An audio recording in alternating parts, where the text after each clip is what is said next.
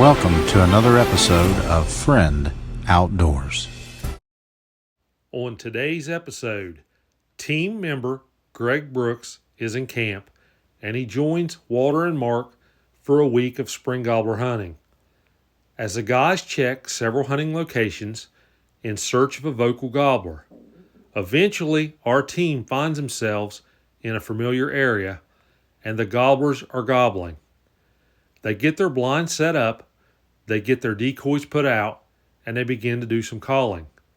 The gobblers are with hens early in the morning, but as the morning progresses and the hens begin to leave for their nest, the gobblers begin to gobble more to try to call up more hens, and the late morning gets very exciting for our team.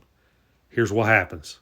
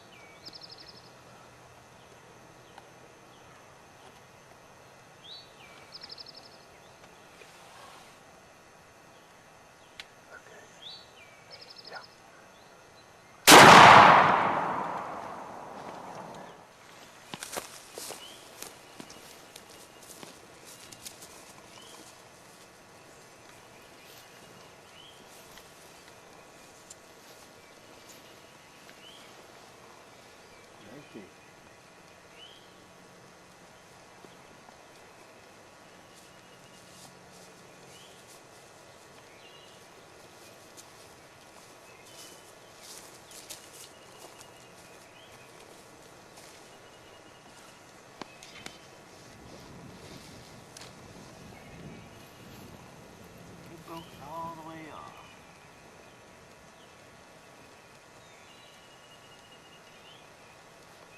He's got some hooks.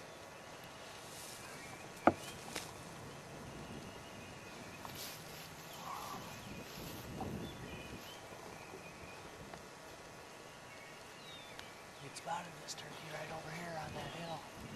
We spotted this turkey over here on this hill. Mark never seen him. He must have either ran or flew across that hill. Next thing we knew, he was gobbling right here. So we got ready. He come up right over here to this hill, and he was strutting, walked around the fence. We thought he was going to leave. He ended up popping up right here, and that's where we got him. Pretty nice bird. Must be a big fighter. He ain't got no beard, and he's got some hooks. Right good inch.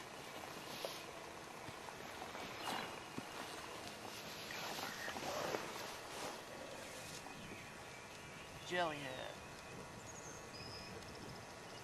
Okay.